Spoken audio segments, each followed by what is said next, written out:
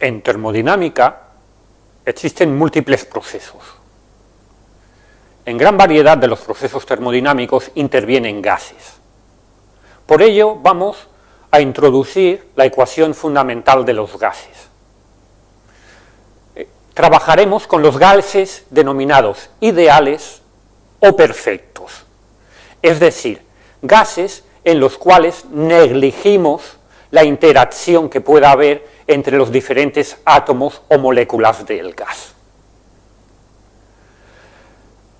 Ya hemos introducido en el primer apartado de termodinámica el hecho que la temperatura está asociada con la energía promedio interna de los átomos y moléculas que forman parte de una sustancia.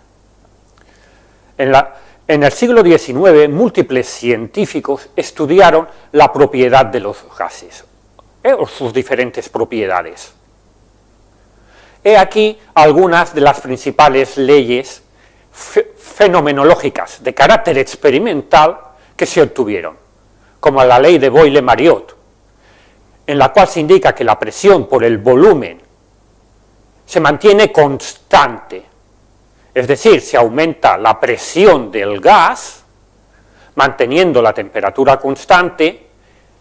Al aumentar la presión le corresponde una disminución del volumen, o análogamente a un aumento del volumen, una disminución de presión. Todas estas leyes son ciertas considerando que se mantiene constante la cantidad de sustancia, la cantidad de gas con la que estamos trabajando. Combinando estas ecuaciones fenomenológicas de carácter experimental, podemos llegar a deducir a lo que sería la ecuación de estado del gas ideal.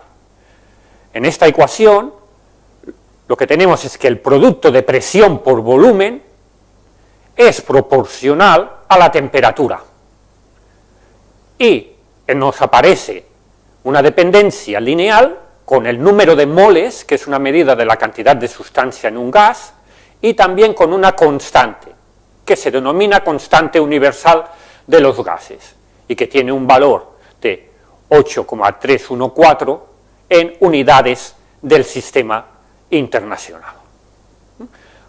Lo vuelvo a repetir, es una ecuación cierta para un gas ideal, en el cual consideramos o negligimos las interacciones entre los átomos y moléculas de un gas.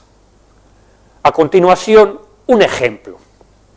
En este ejemplo también introduciremos el tema de la presión manométrica o diferencial. Tenemos el neumático de un coche que está a una presión manométrica de 100 kilopascales cuando está a una temperatura de 20 grados Celsius.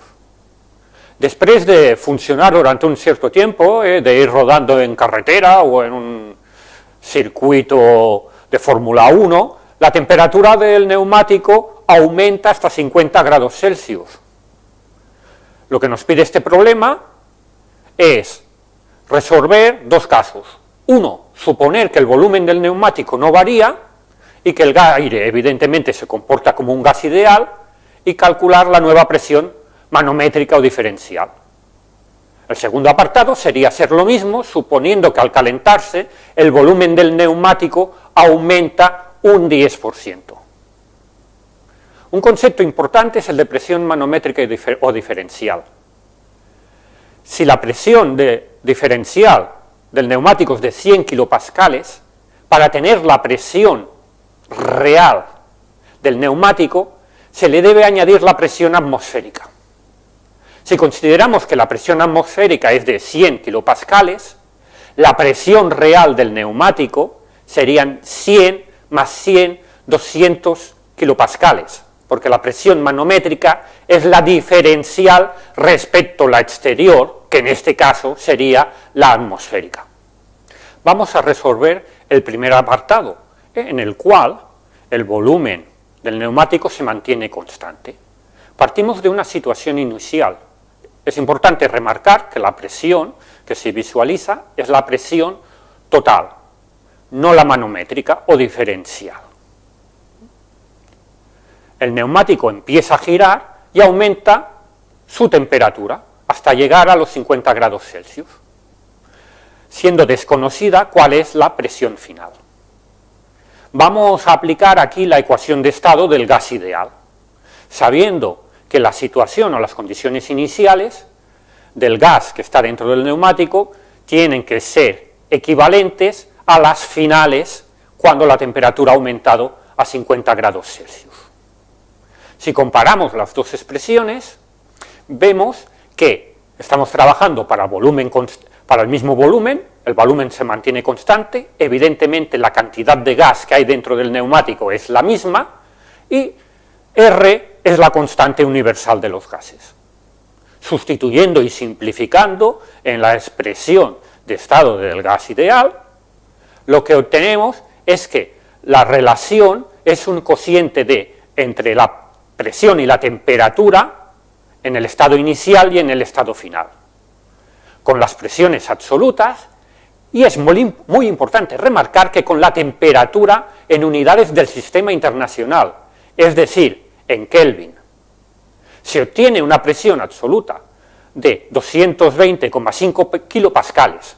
Si lo que nos pide el problema no es la absoluta, sino la manométrica, lo que hay que hacer es restar a estos 220,5 kilopascales los 100 kilopascales de presión atmosférica y obtenemos una presión diferencial o manométrica de 120,5 kilopascales. El segundo apartado es cuando consideramos que el volumen del neumático realmente ha aumentado. En este caso, un 10% desde la situación inicial a la situación final que obtenemos cuando la temperatura final del neumático es de 50 grados Celsius. Volvemos a aplicar la ecuación de estado del gas ideal. ¿Qué podemos simplificar en este caso? Evidentemente, la constante universal de los gases, por ser constante, valga la redundancia, y que la cantidad de sustancia o la cantidad de gas que hay en el neumático es la misma antes y después. Pero no podemos simplificar directamente los volúmenes, aunque están relacionados, porque el segundo volumen es un 10% superior al inicial. Por eso, el volumen, en el caso 2, en la situación final, es 110 veces sobre 100 el volumen inicial, por este aumento del 10%. Sustituimos las expresiones teniendo en cuenta que la presión ha de ser la absoluta y que las temperaturas en Kelvin, y así obtenemos la presión absoluta del neumático. Si lo que deseamos obtener, o lo que nos pregunta el enunciado del problema, es la presión, dijéramos, diferencial, lo que hemos de hacer es restarle a la que hemos determinado utilizando la ecuación de estado del gas ideal los 100 kilopascales de presión atmosférica, y el valor obtenido es de 100,4 kilopascales.